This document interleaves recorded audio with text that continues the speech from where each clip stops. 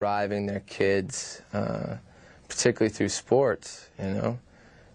You got O.J. Simpson. Oh, he can't be guilty. He's an American hero, you know. We were just about to put his face on the $3 bill. And then, you know,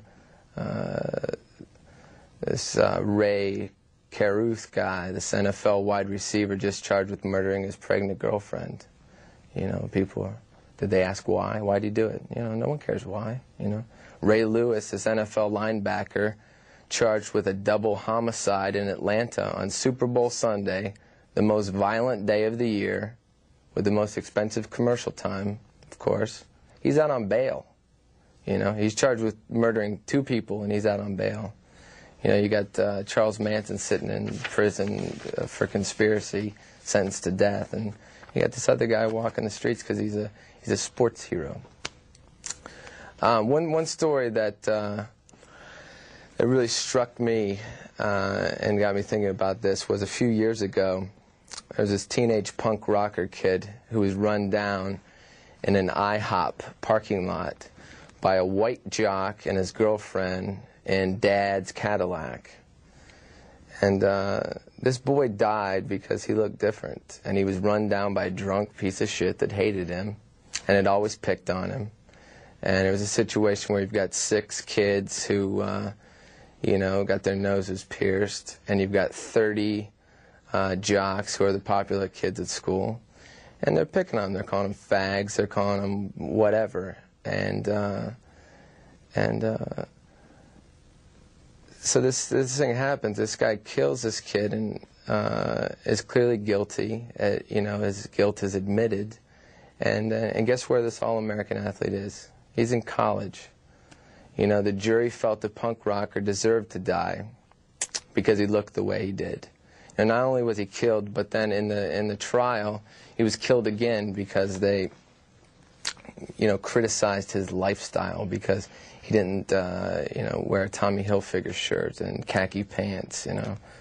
And then the killer was even applauded at graduation because he was a football star. The American dream, strong, normal. He never spent a day in prison. So who do we blame? You know, everybody wants to say, you know, too much violence today, you know.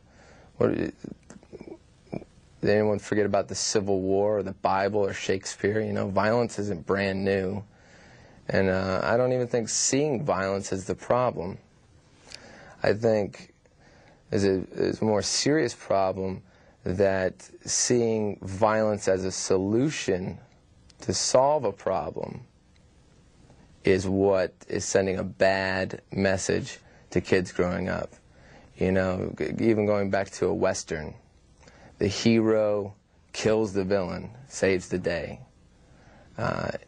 Children grew up in World War II, and they learned that total violence was the answer.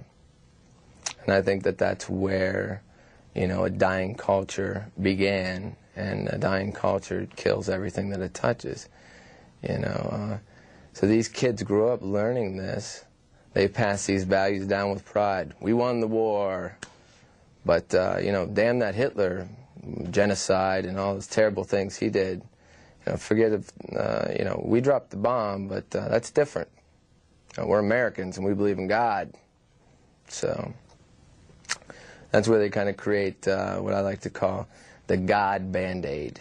You know, that's when you got a problem, you stick the God Band-Aid on. You know, my record's dirty and violent, and but I just won a Grammy, so you know, I want to thank God. Or you know, well, someone just killed my daughter, and they're like, oh, well, it's okay, she's with God now. Oh, okay. Or you know, you killed somebody.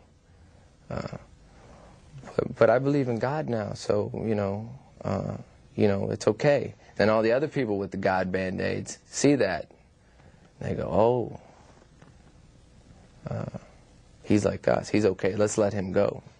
You know, so bad parents make bad kids. You know, that's the way I look at it. That's why I asked the question. You know, I put this up on my website. I said, is adult entertainment killing our children, or is killing our children entertaining adults? And I think that's kind of the question we got to ask ourselves today. And you have to ask yourself that every time you watch the hungry cameras at the crime scene, or at the funeral, or at the plane crash, interviewing the victims, you know, 24-hour footage, watching the guy blow his brains out on the LA freeway, you know. I'm in a square right now. You're looking at me. I'm looking at myself in a monitor. You know, we sit in front of the TV, and we are the TV.